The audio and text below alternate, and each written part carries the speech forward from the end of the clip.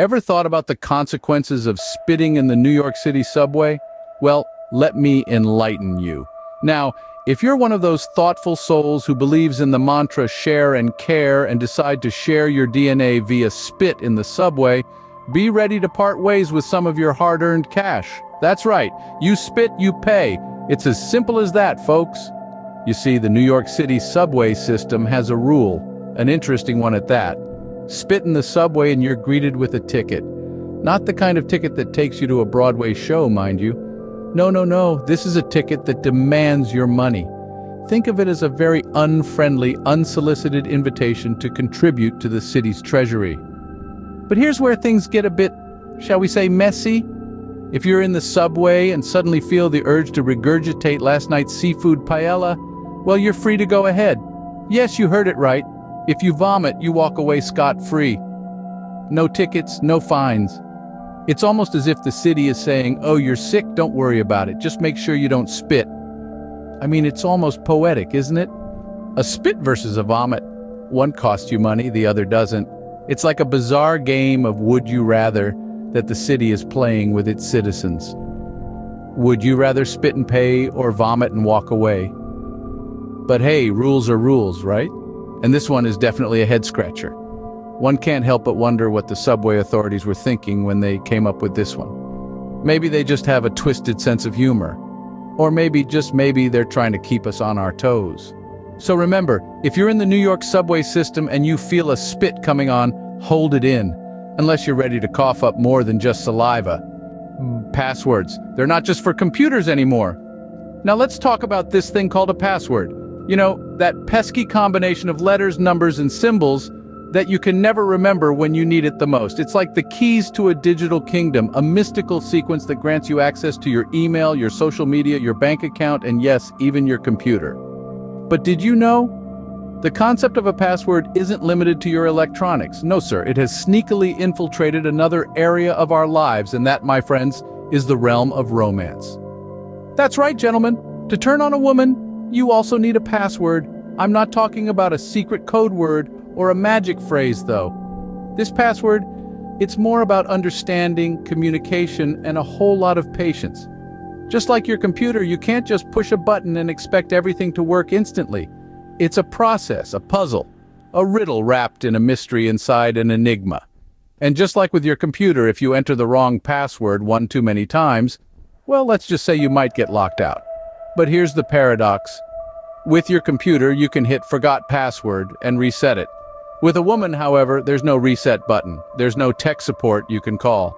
There's no manual. There's just you, your charm, and the hope that you remember the password from last time. And just when you think you've got it all figured out, the password changes.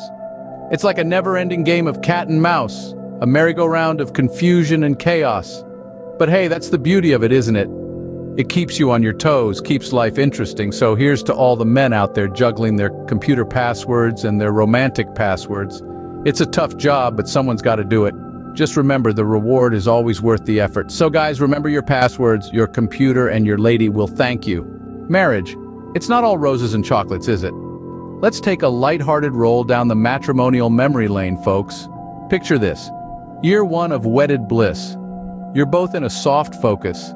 Everything is lovey-dovey and sickeningly sweet.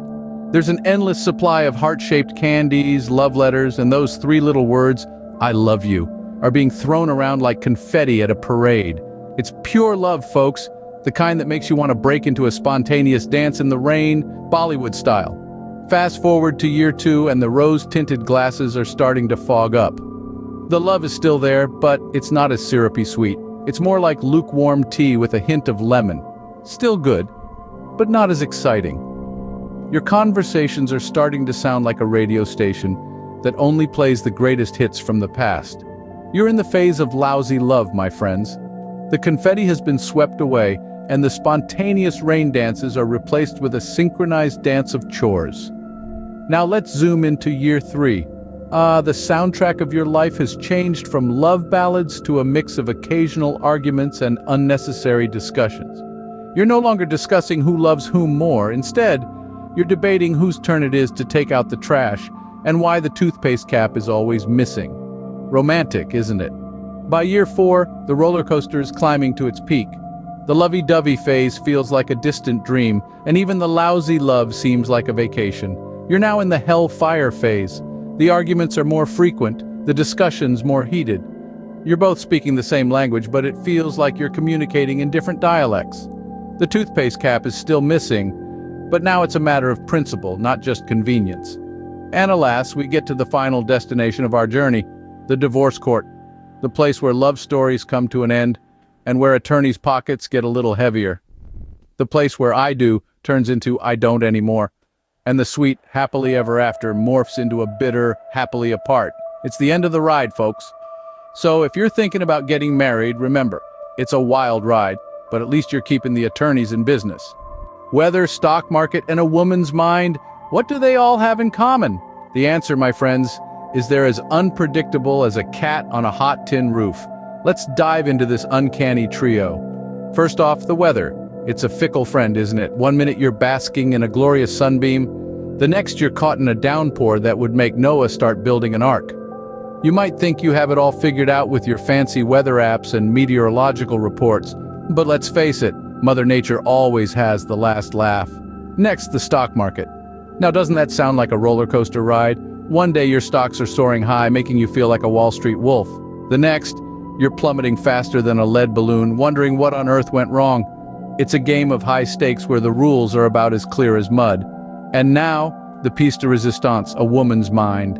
Ah, the enigma that has baffled poets, philosophers, and hopeless romantics for centuries. Just when you think you've decoded the secret language of her thoughts, she throws a curveball that leaves you floundering. It's a labyrinth, a riddle wrapped in a mystery inside an enigma. But here's the kicker: while the unpredictability of weather can leave you drenched, and the stock market can leave you broke, the unpredictability of a woman's mind, well, it leaves you intrigued, fascinated, and more often than not, head over heels in love.